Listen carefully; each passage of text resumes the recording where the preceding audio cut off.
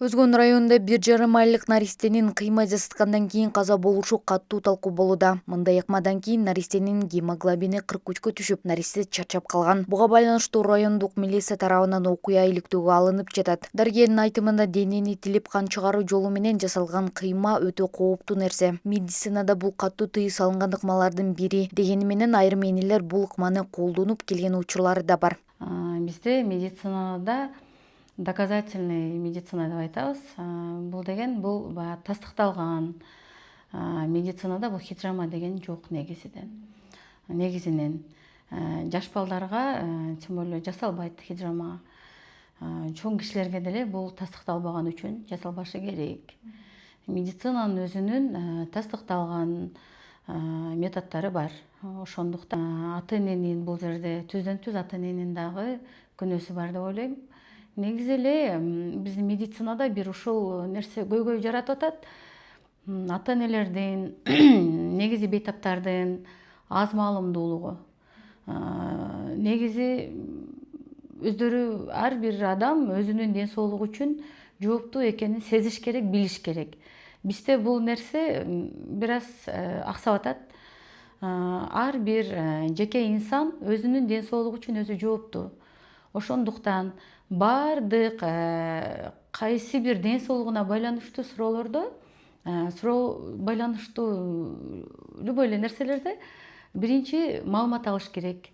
Кыйма медицинада эмес, элдик дарылоодо же атайын түшүнүк менен ишке ашырылып жасашат. Илгери медицина анча өнүгө элек мезгилде бала чырылдап ыйлаган учурда ушул ыкманы колдонуп келишкен. Бирок бул жаңы төрөлгөн ымыркайга колдонуу кооптуу жана көп канды жоготуу коркунучу жогору болгондуктан салттуу медицина жактабайт. Бирок хижамага эч кандай лицензия берилбейт.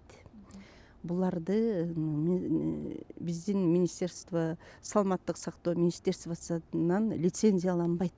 Буларга уруксат жок. Сүлүк менен жасайбы лицензия же жанагы кесип жасайбы хижаманы. Бирок хижамага уруксат жок. Ким иштеп атса булар өз эч кандай уруксаты жок иштеп аткан хижамалар болуп эсептелинет. Бул немени суроону ушул жагдайды 30 сентябрь 2024 жылы биздин мэриянын коллегиялык жыйынында караганбыз. Карап ошонун жыйынтыгы менен ушулардын баарын жабылсын деп чечим чыгарылган. Ал эми диний аалымдардын айтымында кыймага уруксат берилген, айрым аалымдар тарабынан пайдалуу сүннөт амал катары каралат. Бирок милдеттүү эмес экенин айтышат. Кыйма ден соолукка зыян алып келсе же адис эмес адам жасаса, же балдарга алсыз адамдарга коркунуч жаратканда жасоого тыюу салынат. Хижамадагы бул сүннөт, бул шариятта бар нерсе, ар бир ооруга шифа дейт. Вахия аля рейqi ашфа ва анфа.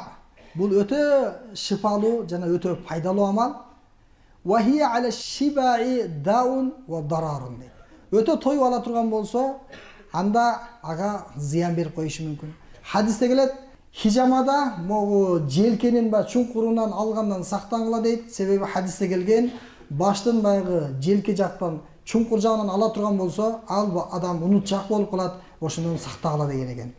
Эми качан хижама алып бүткөндөн кийин жалтырап калат го. Ошондон кийин хинаны сүртүп койсо дагы алапес оорусунан сак болот дейт.